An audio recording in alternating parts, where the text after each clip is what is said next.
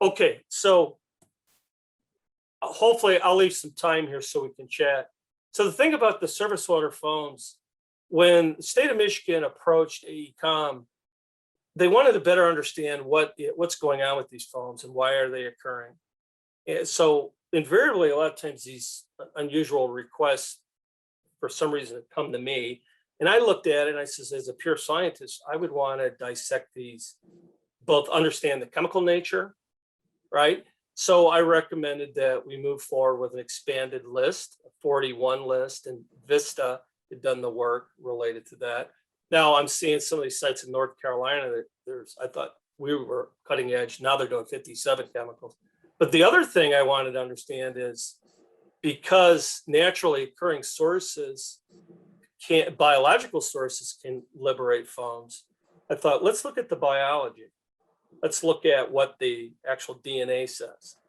And then the third aspect, I said, well, we'll leave that to people that study beer. The physics of the foam is for people that are really they want to understand how foams collapse and generate, et cetera.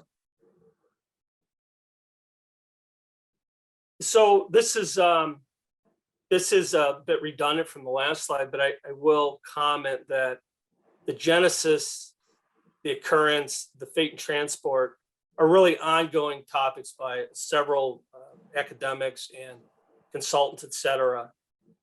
This does not focus on why these foams are. So about 5 years ago, some folks started thinking about maybe some of these compounds can biodegrade. And these are largely compounds that are methylated. The methyl group is prone to degradation by a wide slew of organisms, right? So if you have me fossa, you cleave the me, right? And you end up with fossa. So what's interesting now, I'm being very generic here with the process. Degradation means that there's some type of attenuation or change of those PFAS. In the case of Huang and Jaffe, they actually have documented defluorination, and this is part of is in the presence of the FEMOX process, right? And that's a terrestrial process that's essentially the reduction of ammonium salt in the presence of iron, right, or iron reduction. And they've cited this strain A6. So as I got into this, I started thinking, well, it'd be nice if we can map some of these organisms in foam. Pseudomonas, and this, by the way, this genus will drive you crazy because it's going due to 16S RNA next-gen sequencing. Many of these organisms are being reclassified. So what you hear about 5 years ago might be something new, right? In some cases, so O'Carroll and his friends, they were the first that I know of to study, and this goes back a few years actually. They were studying organisms in the soils of fire training areas. And they provided a roadmap to understand what organisms are potentially doing something in fire burn pits, right?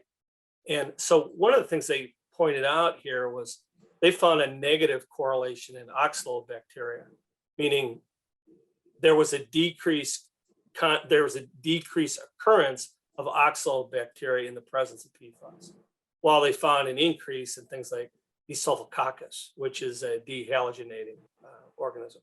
So I plant this because I'm going to come back to it. So our sampling approach is pretty simple. We vetted this out. We've been doing this with rigorous field QA/QC. We use actually a pulse skimmer with cheesecloth. We dip out into the environment and we grab a sample, and we transfer those samples to polyethylene bags, and these are PFAS free. This is a Yuma. It's an instrument. It's a GPS data logger, to where we globally position where our samples are collected. Those samples are sieved to remove out that aggregate, the mineral and twigs and things like that. And then we're using a technique developed by Zymo Research in Irvine, California, where we're actually preserving that genetic material right in the field using what's called DNA RNA shield. So it gets away from refrigeration, nitrogen dip, all that. we can just preserve it in the field and then we send it to Zymo. And then we also send off our samples for PFAS analysis, isotope dilution via Vista. So I don't want to bore people with the metagenomic sequencing. I'll put this here for the sake of people that are interested in this. The process is preserved in the field with the DNA shield. Then it goes off to the lab for extraction. Then Zymo has arguably the biggest pipeline database for cross-referencing of organisms probably on the planet. It's a huge database. And I've noticed differences from a year ago, they're identifying new organisms just a year later because that database gets bigger and bigger and bigger and bigger. But these files tend to be labor and memory intensive. In this case, we ended up with 100 megabytes of data with over 900 files. And going through all this and sorting through the data, you really need specialists to look at it. And I've spent a lot of time I just carved this little study just out based on this. So Carl Weiss's phylogenetic tree, bacteria, the primitive, the archaea group, right? And then eukaryotes. In the case here, the eukaryotes are largely Ascomycetes, fungi. The thing that's really important to point out about fungi is fungi tend to be chock full of surfactants. So one thing that we're studying is whether or not there's a co-solvent effect between the PFAS and yeast or fungi surfactants. Proteobacteria comprise almost half of the aggregate of all the samples.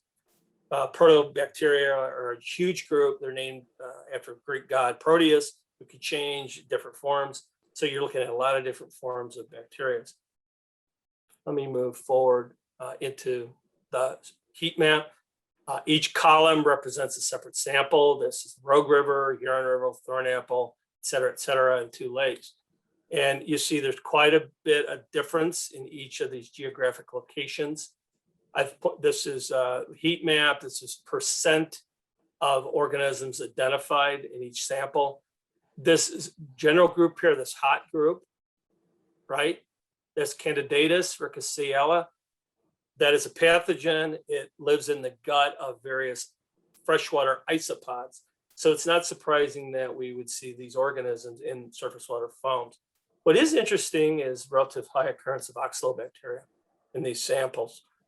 Rhodococcus I've identified because previous researchers have seen that organism or have done some work with that organism in degradation of PFAS. So we do see that organism.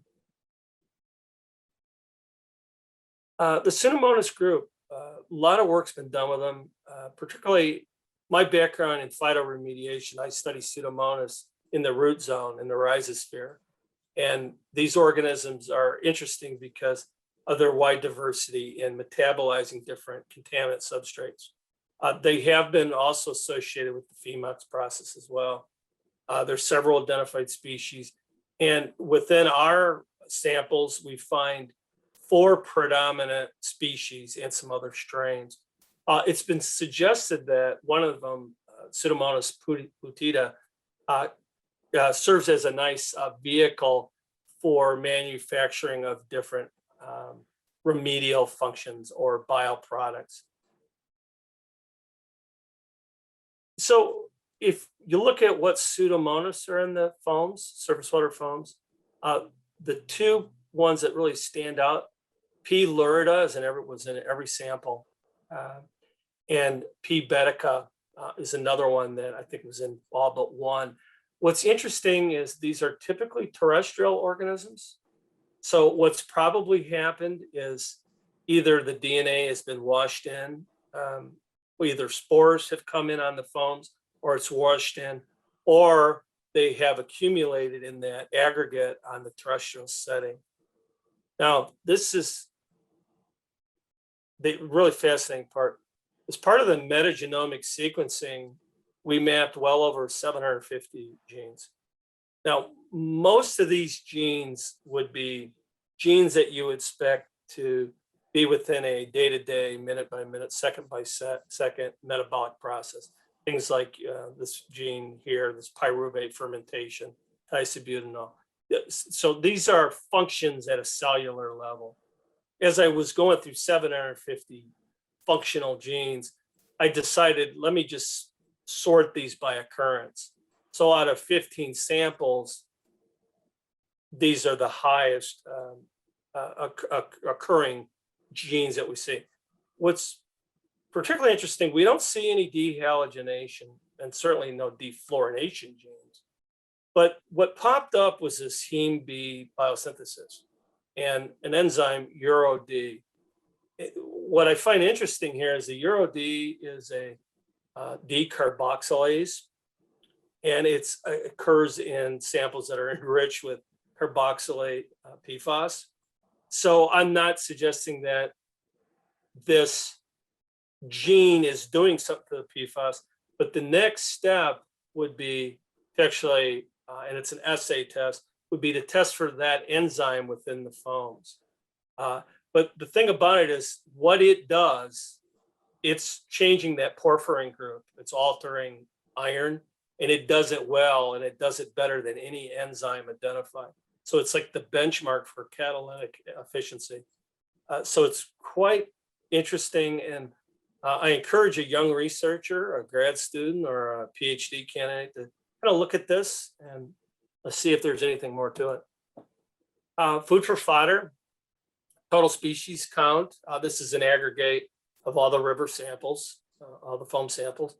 Here are, you can see the high concentrations in nanograms per liter. It's interesting, this is decent correlation. Right at the 50,000 mark, and maybe this is something for toxicologists to think about, we do have a drop. Well, let me rephrase it. We have an increase in species count, both eukaryotes and bacteria, right at that 50,000. So what does that mean? Does that, is there some toxicological effect on the species diversity? Maybe. So it's fascinating. 3 minutes. Is there remaining. time for some questions? Yes. Thank you. Let's hear them.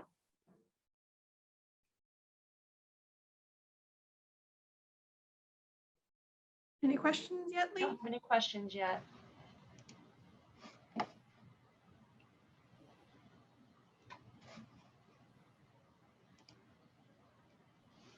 I'll ask one while we're waiting. What kind of losses do you see from PFAS sticking to maybe the Ziploc bag or sticking to other particles that you filter out of the foam samples? Yeah, they're negligible, although it's come up before, and there's been a few studies that looked at glass versus polymers versus, different stainless steel, et cetera. And that's, I can't comment it. I know we've vetted out the use of polyethylene bags, and it's become, I think, standardized, but there probably is some loss due to surface adhesion. We have time for one more, if there's any.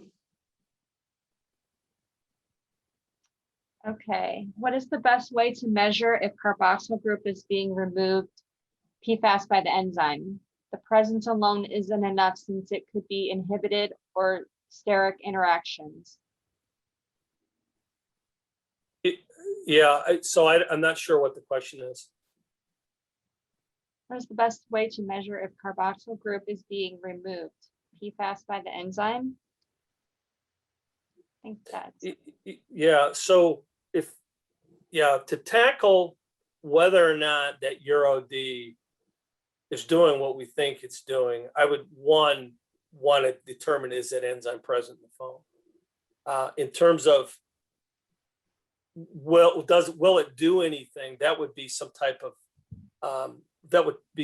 lab test where we would use an industry standard of a carboxylated PFAS, right?